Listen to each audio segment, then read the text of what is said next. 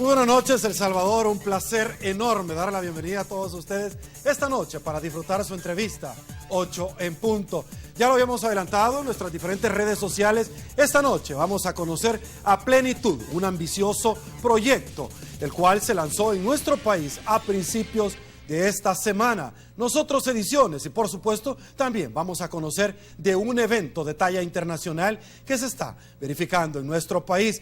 Vamos a conocer, por supuesto, también cómo se ha realizado el pasado lunes 17 de agosto el lanzamiento de la nueva editorial Nosotros Ediciones, 100% salvadoreña, dedicada al desarrollo de materiales didácticos para docentes, estudiantes y padres de familia. Asimismo, se están desarrollando el primer encuentro internacional de educación bajo la organización de Nosotros Ediciones. Para abordar estos temas con gusto, señores, en estudio, le damos la bienvenida a la licenciada Lorena de Varela, coordinadora autoral Nosotros Ediciones. Licenciada, un placer tenerla en su casa. Gracias por acompañarnos. Gracias, Sergio. Buenas noches. Me encanta el color de su blusa. Bueno, se la presto, Sergio. Por favor, nos ponemos de acuerdo al final de la entrevista.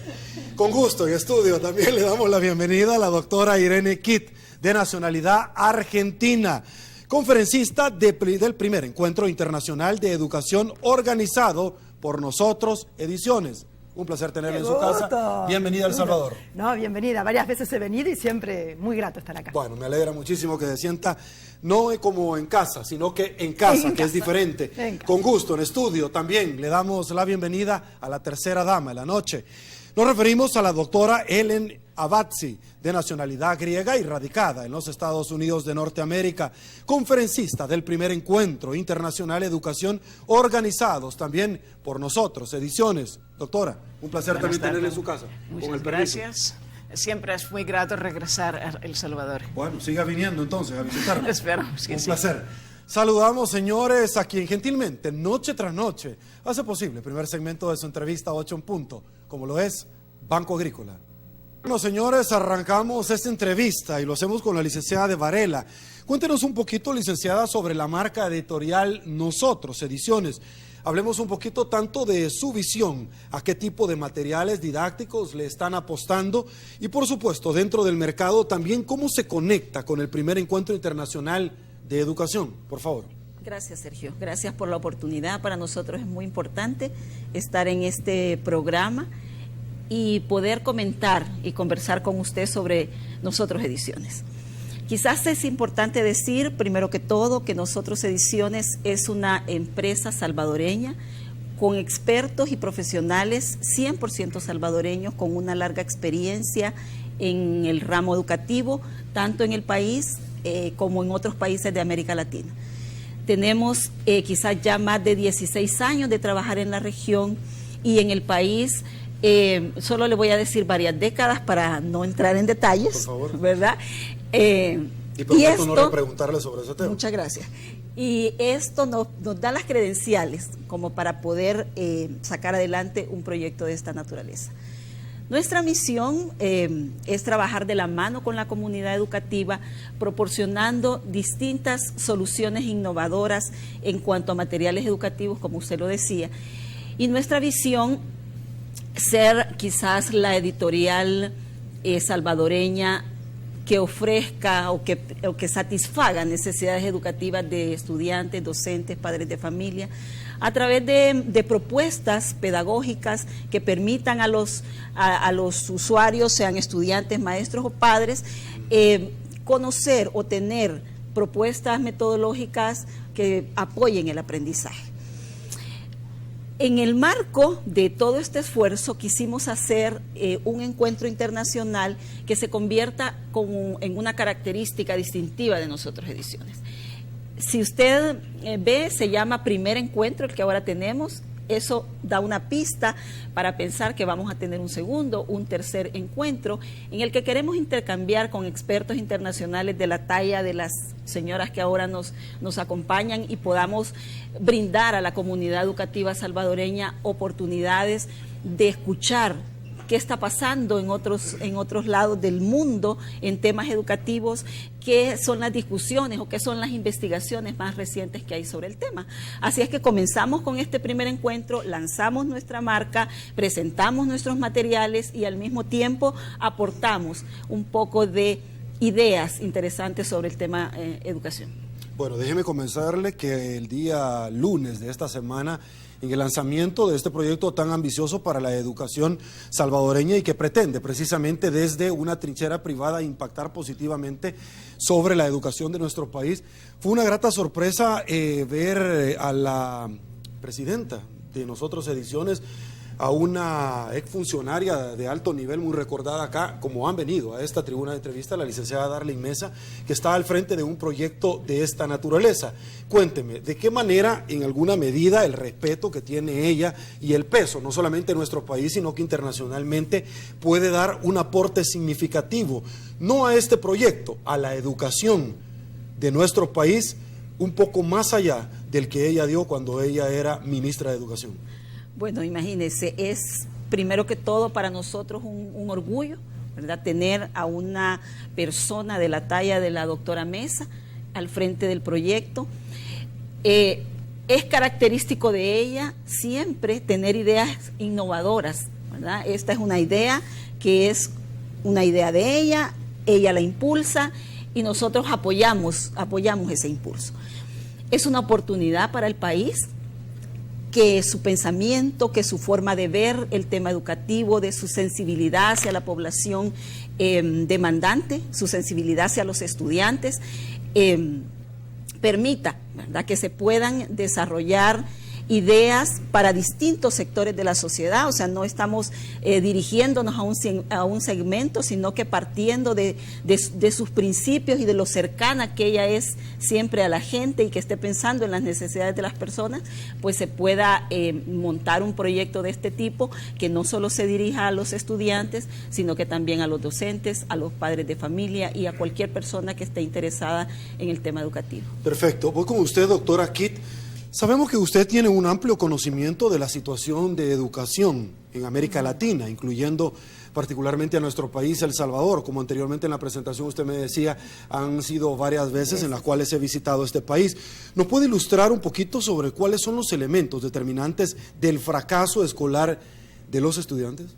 Bien, gracias Sergio. La pregunta toca el tema del corazón de todos los docentes, también el de Darlene Mesa y de muchos, por decir, bueno, los que estamos en educación deseamos que todos los niños aprendan, todos nuestros estudiantes aprendan, transiten, terminen la escuela, lo mismo que los papás, las mamás de las familias. Pero lamentablemente nos encontramos con una cantidad de estudiantes en donde se manifiestan distintas situaciones de fracaso escolar. Y por eso, si usted me permite, le voy a ajustar un poquito la formulación de la pregunta, en el sentido que el fracaso escolar se manifiesta en los estudiantes, pero no es solo de los estudiantes, digamos, es el sistema escolar en su conjunto, lo que es la gestión, la política del sistema, los investigadores, los académicos, los docentes, todos de alguna manera, en esos estudiantes que no están pudiendo lograr aprender, progresar, terminar la escuela, todos encontramos algo que nos hace mirar y reflexionar qué tenemos que hacer mejor para que esto no suceda.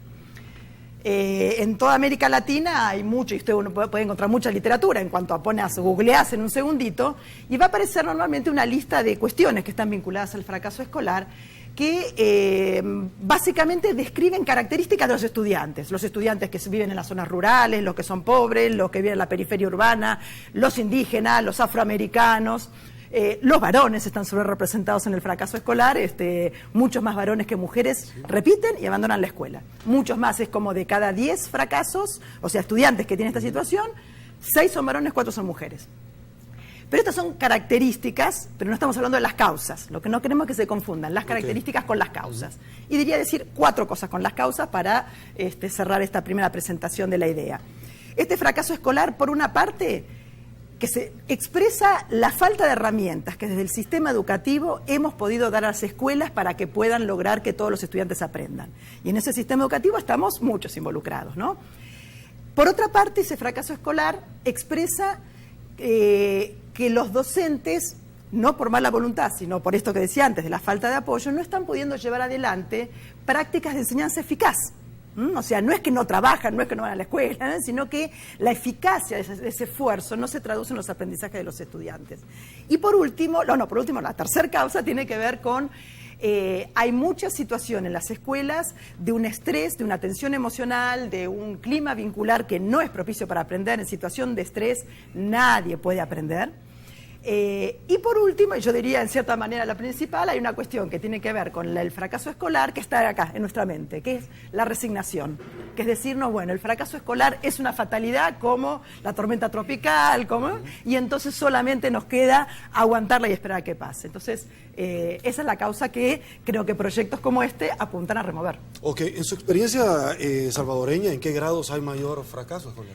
Bueno, debo decir que Salvador no es original en eso, porque tiene más o menos el patrón de fracaso escolar que se repite en muchos países de la región, que es el fracaso escolar se concentra en los años en los cuales se cambia de nivel. En el primer grado de la educación básica, saliendo del preescolar, en el séptimo grado, cuando se sale de la organización más de escuela primaria y se pasa a una organización que tiene más áreas, profesores y demás, y en el inicio de la escuela media. Esto tiene mucho que ver con que cambian las reglas de organización. Nosotros pensamos, o sea, el niño es uno, tiene una historia vital a lo largo de los años, entre los 6, 5 años y los 18, pero el sistema educativo nos encargamos de trocearlo en pedacitos bien chiquititos, ¿no? Y desentendernos un poco de cómo fluye. No es casual, entonces esos grados son grados de una preocupación extrema. ¿Cómo logramos que de primer grado todos pasen a segundo y de séptimo pasen todos a octavo? Y ese es un patrón que en toda América Latina se reproduce y que tiene una serie de explicaciones mucho más pedagógicas y de la organización escolar que de la pobreza. Porque si fuese de la pobreza, daría lo mismo ser pobre en primer grado que en segundo, que en tercero, que en cuarto, o en séptimo, que en octavo. Y sin embargo hay una cuestión, que esa concentración en el primer año nos interpela a nosotros como maestros, no es una cosa que uno lo dice de afuera con el dedito en alto, nos interpela a nosotros para actuar, y para actuar con inteligencia y con corazón. Perfecto, me voy del otro lado extremo del set. Doctora Batsi, entendemos dentro de su experiencia alrededor del mundo o a través del Banco Mundial, hizo participación y estudio de investigaciones sobre el aprendizaje de la lectura y la escritura. ¿Nos puede compartir en general qué revelan las investigaciones sobre la forma de aprender de los niños provenientes de hogares más pobres? Sí, porque también son los mismos hogares, situaciones donde hay fracaso escolar, particularmente tomándose el primer grado. Los niños no logran leer.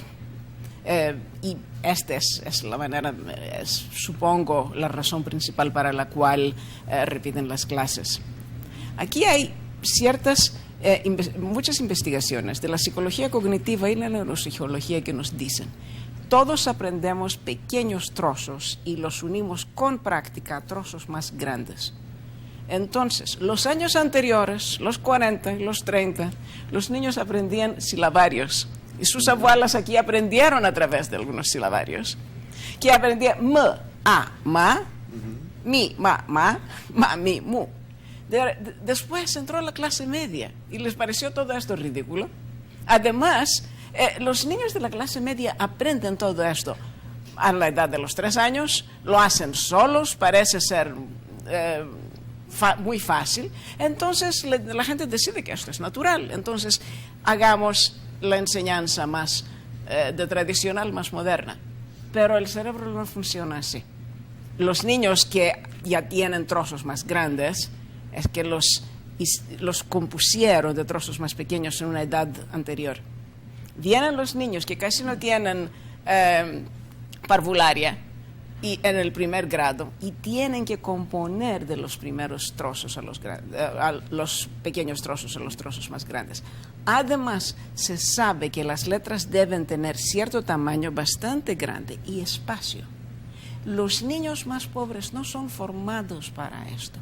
Los niños más grandes, los más ricos, digamos, o de clase media, han tenido muchos libros y ya están habituados a ver, a disminuir el espacio y ver letras chiquitas. Esto se pasa en todo el mundo y aquí también.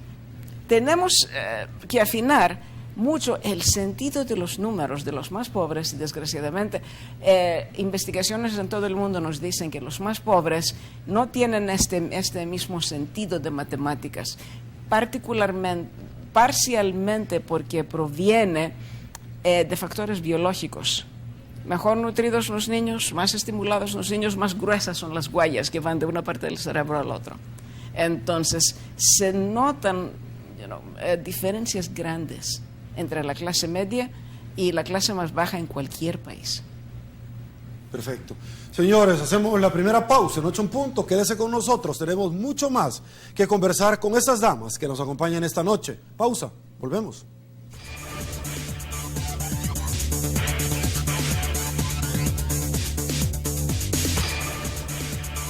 Estamos de regreso. Mil gracias, El Salvador, por seguir en sintonía de su entrevista. 8 en punto. Licenciada Varela, la estructura de materiales de Nosotros Ediciones respeta el currículo del Ministerio de Educación.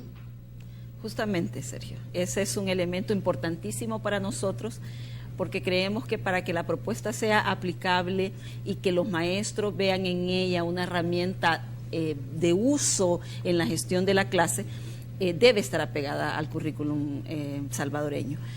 La manera en la que estos que ahora tenemos lo reflejan es a través de tomar del currículum los indicadores de logro.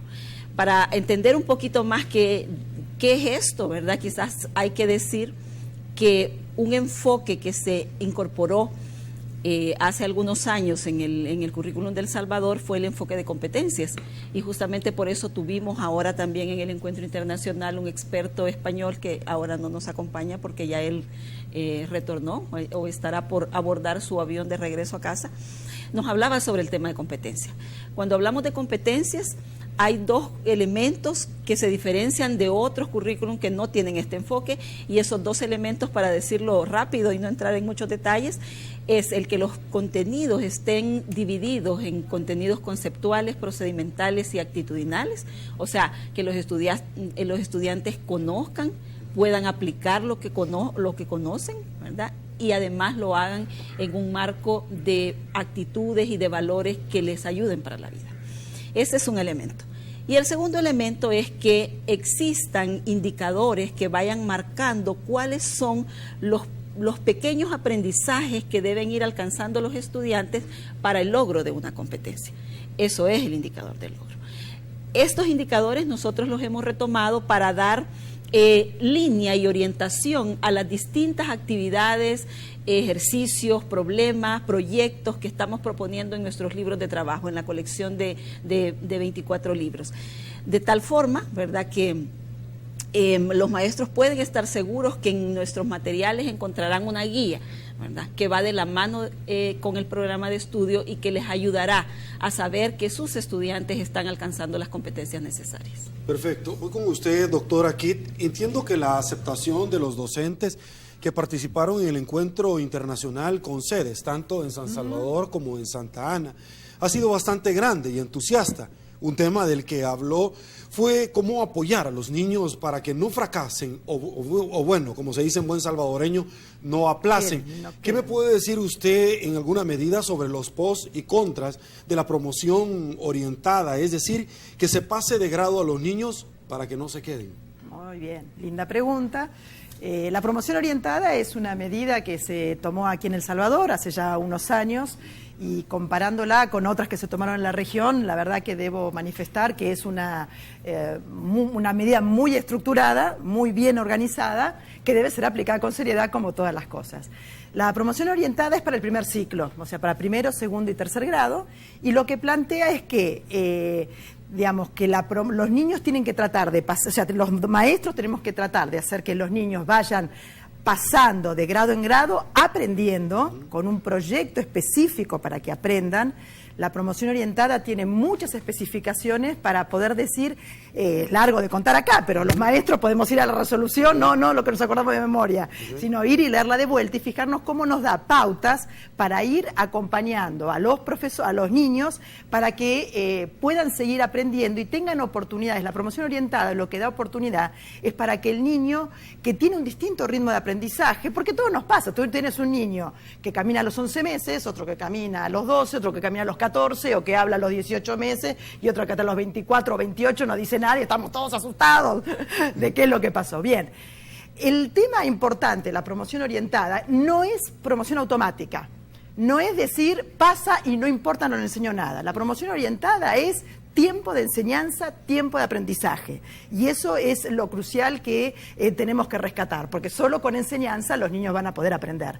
Y esa oportunidad de que no caiga como una guillotina, ¿no? Al 15 de noviembre, al 30 de noviembre, y el niño que no alcanzó eso que era esperado para el primer año, en el marco de todo el trabajo que se hizo en el año, se pueda lograr pasar a segundo y seguir trabajando en segundo, es una gran oportunidad para que el primer grado empiece con bases firmes de aprendizaje y de bienestar emocional para los niños y las niñas del primer grado de El Salvador. Ok, me llamó muchísimo la atención ahorita que usted señalaba que la promoción orientada no es para todos los grados, solamente para algunos. ¿Esto está íntimamente ligado con los grados que me menciona con el fracaso? Exactamente, o sea, justamente la idea es tratar de proteger ese tiempo de acceso a la escuela básica de modo tal de que sea una oportunidad de aprendizaje pleno, duradero y con bienestar. Por eso se hace como esa campana de protección que requiere mucho compromiso del docente y mucho compromiso del director de la escuela y por supuesto de la familia. Quiero decir que no es como en algunos otros países se ha tomado una medida como administrativa, pasa y ya. Y aquí la idea que se ha tomado es que forma parte de un proyecto de enseñanza. Así que en ese sentido yo le diría, digamos, la contra es no aplicarla bien. La contra es que tenga el título de promoción orientada, pero que en la práctica sea promoción automática. Perfecto, me voy del otro lado del set. Doctora Abatzi, muchos de los niños de los hogares pobres no logran tener acceso a una educación preescolar y su inicio en la primaria es muy difícil, especialmente con la lectura y la escritura, de la cual usted ya hacía referencia en la primera participación. ¿Qué recomendaciones le da o le daría usted a los docentes y padres de familia para el aprendizaje, que éste sea exitoso y logren esas competencias que ciertamente se están buscando? Aquí en El Salvador, gracias a Dios, ustedes tienen un solo idioma y es español y está escrito como lo lee uno con unas variaciones muy pequeñas. ¿Y es una ventaja o desventaja tener un Una solo idioma? gran ventaja. ¿Sí? Y ustedes son benditos para no tener los problemas de la mayoría de los países. Para los idiomas que se escriben como se leen y que tienen el alfabeto latino, que es bastante fácil, no se necesita aprender todo esto en la parvularia. Los niños en Europa, por ejemplo, en Alemania, o en Eslovenia, o en Albania, o en Grecia, logran todo esto muy fácilmente en el primer grado. Además, y la distribución amplia de los niños, a menos que sean algunos disléxicos, tal vez un 3-4%, enseñando letra por letra, como decimos, y uniendo los pequeños trozos a los trozos más grandes. Esto se debería cumplir en el primer grado. Lo que falta y que es importante de la parvularia es algo diferente. Primero, matemáticas.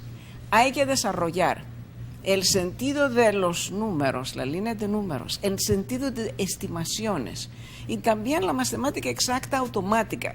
¿Cuántos son 6 más 6? Este tipo de cosas. Hay que desarrollarla temprano.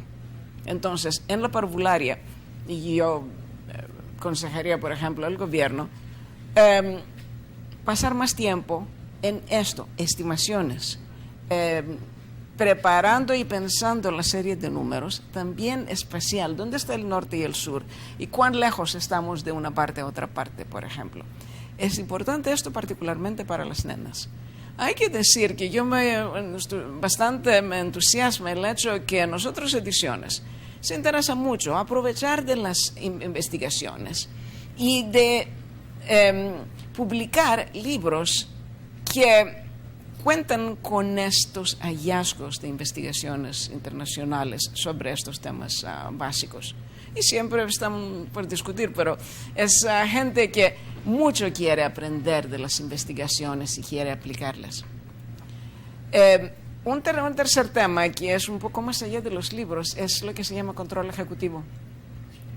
Los niños tienen que poder, sigue, sigue, este tipo de cosas. Poder seguir una línea, por ejemplo, cantar juntos, es el control ejecutivo que más se necesita en la parvularia. Perfecto. Déjeme saludar a la Caja de Crédito de Colón y por supuesto a todos ustedes que esta noche, como todas las noches, están muy pendientes de 8 en punto y nos trasladan su participación en las diferentes redes sociales. Déjeme comentarle que hay muchísimas personas que están muy pendientes y por efectos de tiempo vamos a hacer lo más sintético posible. Creaciones Multimedia, muchísimas gracias por su participación. Deben considerar que las familias pobres ocupan más tiempo en subsistencia que preparándose o estudiándose, lamentablemente. Ale Canal, muchísimas gracias, Ale. La falta de apoyo de los padres, pues muchas veces el trabajo no les permite ayudarles con tareas más grandes que les dejan a ellos en casa.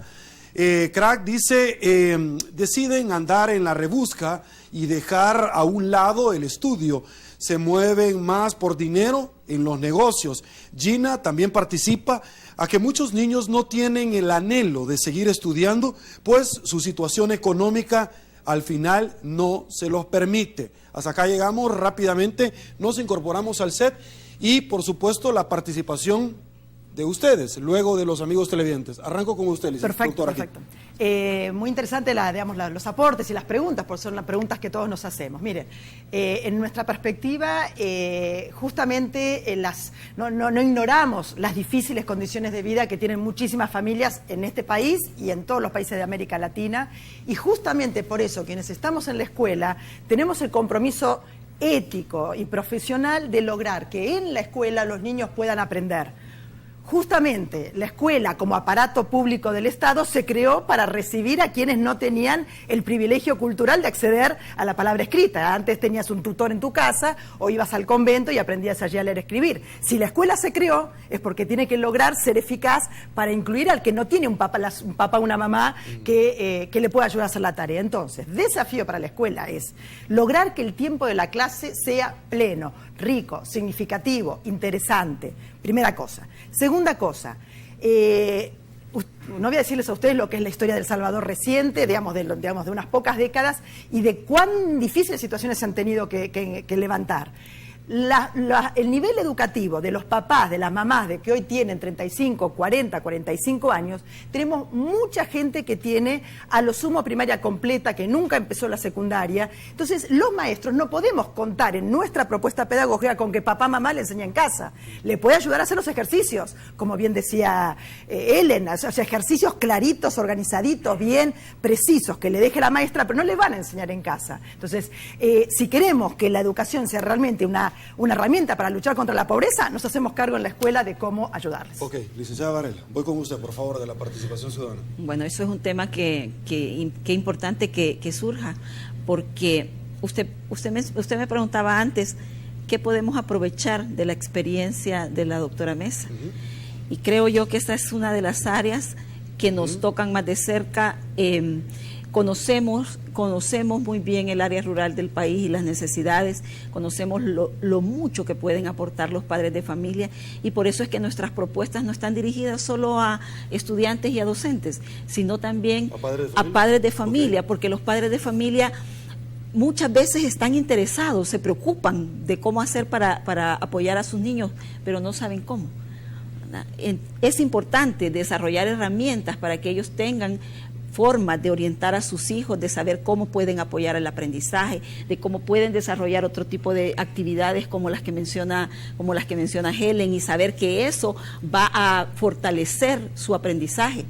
Por otra parte, en nuestra marca, desde nuestro sello, nosotros Ediciones, estamos interesados en que los materiales sean de buena calidad y que lleguen a toda la población, ¿verdad? Que no sean materiales exclusivos para un sector, porque el precio no va a permitir que otros puedan accesar a estos. Hay muchas formas de cómo poder hacer para que al final todos los niños, ¿verdad?, todos los niños, sin distinción de clases, puedan tener los materiales y materiales de calidad para fortalecer sus aprendizajes. Ok, voy con usted, doctora Batz, por favor.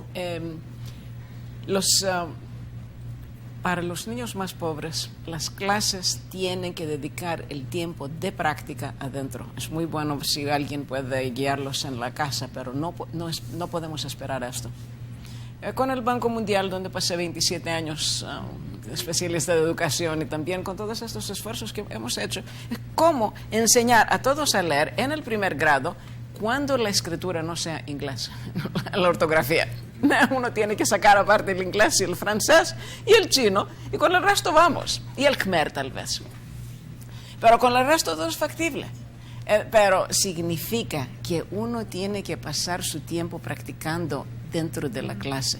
Entonces, mejor utilizar el tiempo de la clase para el aprendizaje e involucrar a todos. Sus profesores aquí son bien educados. Entonces, sí es posible. Y otra vez, yo veo con nosotros ediciones y con la experiencia y la gran pasión que tiene la doctora Mesa, que todo es factible aquí. Ustedes no están lejos de tener casi 0 de repitencia en el primer grado. Están bastante bien ubicados. Hoy quiero decirles que visité el complejo educativo católico Nuestra Señora del Rosario, donde vi el trabajo que se puede hacer con los pobres, con dedicación que estoy segura que muchas otras escuelas hacen, pero también la complejidad que viene para poder pagar maestros, construir escuelas, conseguir pupitres y todo esto que me contaba la Madre Margarita, que lo dirige desde 25 años, que muchas veces no nos da tiempo a pensar cómo procesa el cerebro la información, lo cual sabemos, pero no nos da tiempo a aplicarlo, porque tenemos todos que andar cazando toda esta logística que es un poco periférica al aprendizaje. Perfecto. Vamos a otra pausa, señores. Volvemos.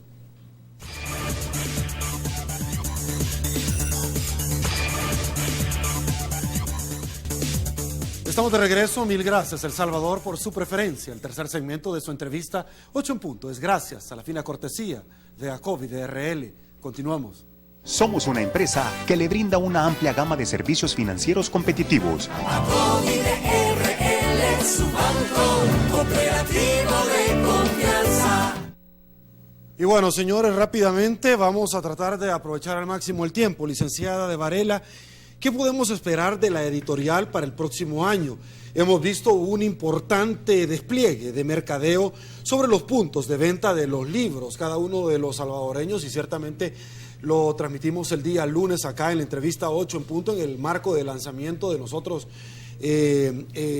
ediciones, donde conocimos en alguna medida algunos puntos donde los salvadoreños pueden acceder a esta información tan importante.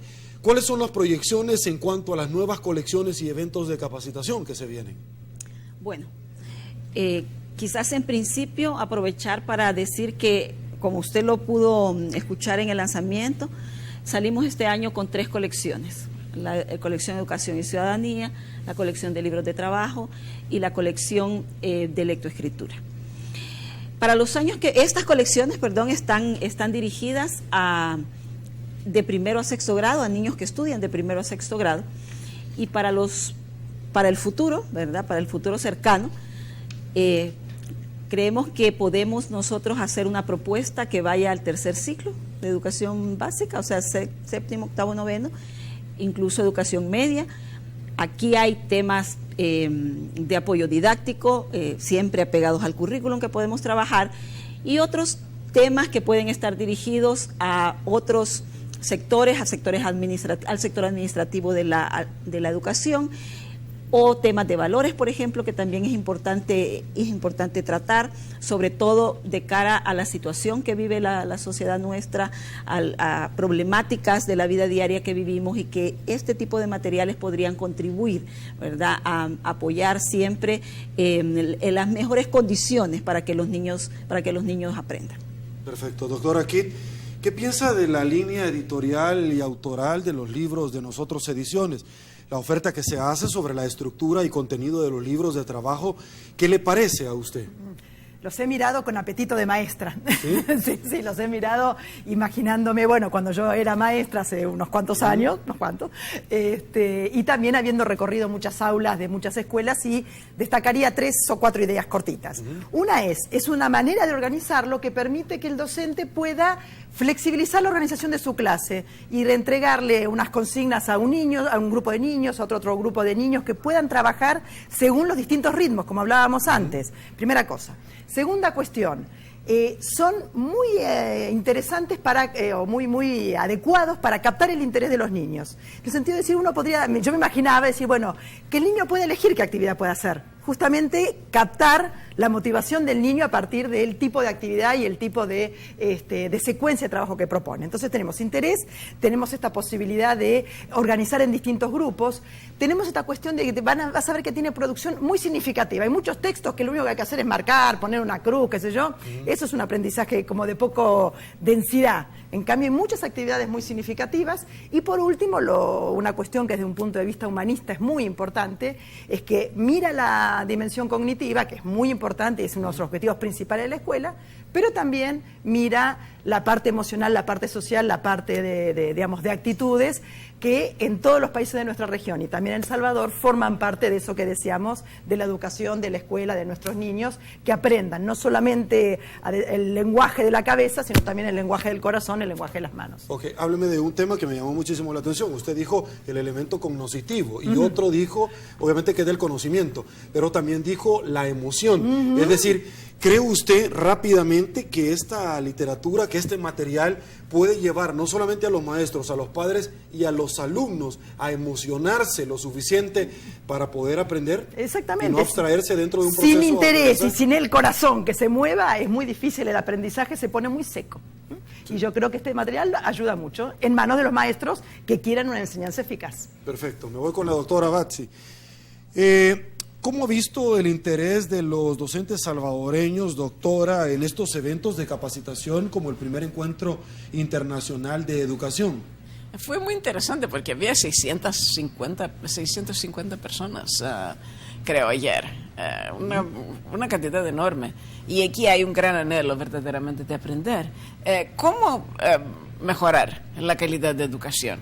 Y tenemos respuestas. Y otra vez yo quiero agradecer la licenciada Darlene Mesa, que me invitó a mí, a Irene y los otros para poder compartir con los profesores aquí lo que sabemos. Porque, por ejemplo, las facultades de educación no enseñan suficientemente de cómo funciona la memoria.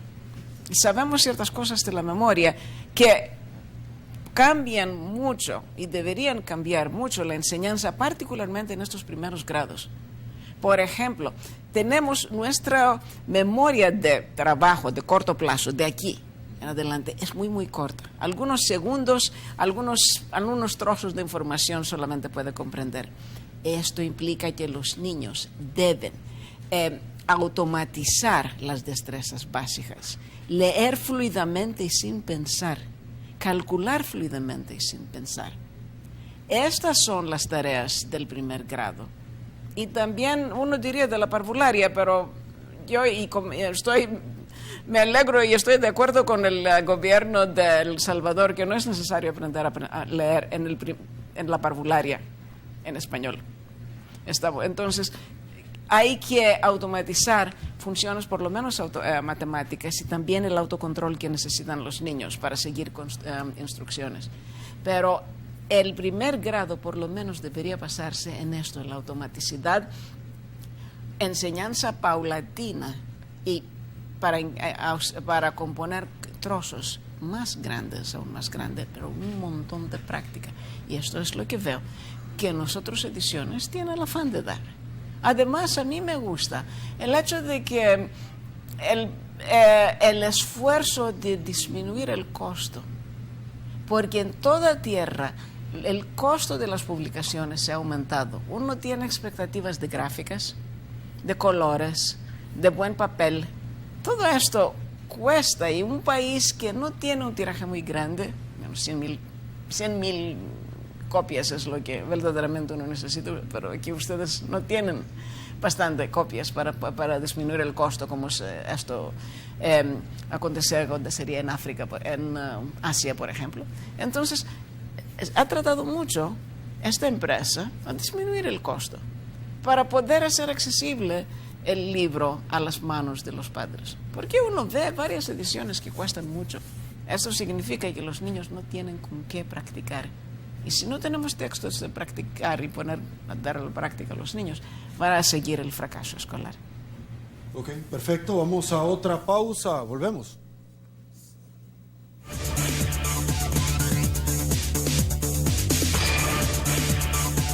Estamos de regreso, mil gracias El Salvador. Y en este último segmento, además de despedirme y agradecerle a cada una de las 3 damas que nos han acompañado esta noche, doctora Abatzi, quisiera que regalara, al igual que la pregunta y por supuesto la solicitud extensiva para ustedes dos también, un mensaje, no solamente para los padres de familia en El Salvador, los maestros, los estudiantes también. Sí, los niños del primer grado, del inicio, el segundo grado tal vez algunas veces, tienen que automatizar la matemática y la lectura para poder ejecutar sin pensar estas destrezas básicas. Esto permite a nuestra mente a concentrarse a lo importante y no pensar cómo se escribe algo y cuántos son 3 más 5 kilos de algo que uno está comprando por $20, por ejemplo. Esto se logra con práctica, otra vez con enseñanza paulatina, no de palabras enteras. Recortar de letras, por ejemplo, letras y componer en sílabas, en palabras, etc. Lo mismo con los números. Y de ahí también importa la estimación y el sentido de cómo de la línea de los números. Hay necesidad de un montón de práctica, lo cual otra vez regresa a los libros. Entonces, este es el mensaje. Está bien hacer interesante la enseñanza, pero lo más importante es también tener un poco de autocontrol para poder seguir practicando hasta que uno automatice estas destrezas. Y con ese mensaje también me despido de usted. Muchísimas gracias por habernos acompañado a su casa, Canal 33 y El Salvador. Licenciada Varela, por favor, un placer. Sergio, muchas gracias. Creo 2 cosas. La primera, que es muy gratificante volver a hacer un esfuerzo para El Salvador. Yo he dedicado muchos años de mi vida al sistema educativo salvadoreño y en los últimos 6 años he estado trabajando en Centroamérica y en Sudamérica, en República Dominicana. Y ahora volver a hacer algo para El Salvador, creo que es algo que además de que me motiva, pues es lo que me gusta hacer. Y lo segundo, decirle a la comunidad educativa salvadoreña que este esfuerzo pretende, ¿verdad?, apoyar a los estudiantes, a los maestros, a los padres de familia, y nosotros, Ediciones, está para servirles. Perfecto, muchísimas gracias, un placer. Gracias. Saludos a la licenciada Darlene Mesa y por favor convénzala para que me acompañe a la verdad del caso sí, en una entrevista que yo no lo he podido hacer. Doctora, un placer, muchísimas gracias y por supuesto el mensaje. Bueno, un mensaje a mis colegas docentes de aquí de El Salvador, latinoamericanos aquí de El Salvador. Mantengamos un optimismo, no un optimismo ingenuo, un optimismo racional, convencido de que todos nuestros niños, nuestros adolescentes, nuestros jóvenes tienen las capacidades en su persona que están esperando que los adultos generemos una propuesta para que ellos puedan desplegarla para su felicidad, para el crecimiento de la nación, para el proyecto. Trabajemos sobre ello. No pongamos etiquetas a los niños, nosotros no les pondremos etiquetas a los maestros, y si trabajamos con eficacia juntos, todos pueden aprender. Como viene, Maradona, Messi. Bueno, ellos tienen un talento también, ¿cómo no? ¿Cuál de los dos? Un gusto. La voy a volver a invitar la próxima vez. Uno. La próxima vez que venga a El Salvador ya te daré la respuesta. Un placer, El Salvador. Soy Sergio Méndez, hoy viernes 21 de agosto. Del 2015, así están las cosas hoy por hoy en nuestro país. Será este lunes, que descanse y una vez más, que el Señor los bendiga a todos.